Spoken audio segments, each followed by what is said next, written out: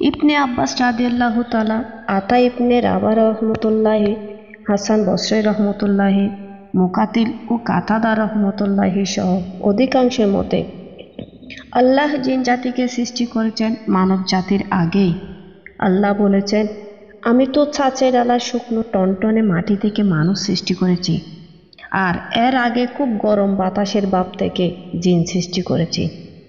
রাসূল সাল্লাল্লাহু আলাইহি সাল্লাম বলেছেন, আল্লাহ তাআলা জান্নাতে আদমের প্রতিকৃতি তৈরি করার পর নির্দিষ্ট একটি সময় পর্যন্ত রেখে দেন। তখন ইবলিস আদমের মাটির প্রতিকৃতির চারপাশ ঘুরে ঘুরে এর মধ্যে ফাঁকা দেখে সে বুঝতে পেরেছিল এটা এমন এক সৃষ্টি যারা নিজেদের নিয়ন্ত্রণ করতে পারবে না। ইবনে আব্বাস রাদিয়াল্লাহু তাআলা এর সূত্রে ইমাম হাকিম রহমতুল্লাহি বর্ণনা করেন, মানুষ সৃষ্টির 2000 বছর আগে আল্লাহ জিন জাতিকে সৃষ্টি করেন। পৃথিবীর সর্বত্র তারা ফিতনা ফাসাদ ছড়াতে থাকে।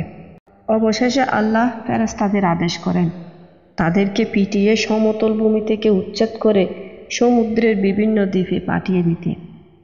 এরপর আল্লাহ যখন ফেরেশতাদের বললেন পৃথিবীতে তিনি তার প্রতিনিধি পাঠাবেন, ফেরেশতারা বলল, আপনি কি এমন জাতি পাঠাবেন যারা ফিতনা ফাসাদ ও রক্তপাত করবে, আগে যেমন জিন জাতি করেছিল?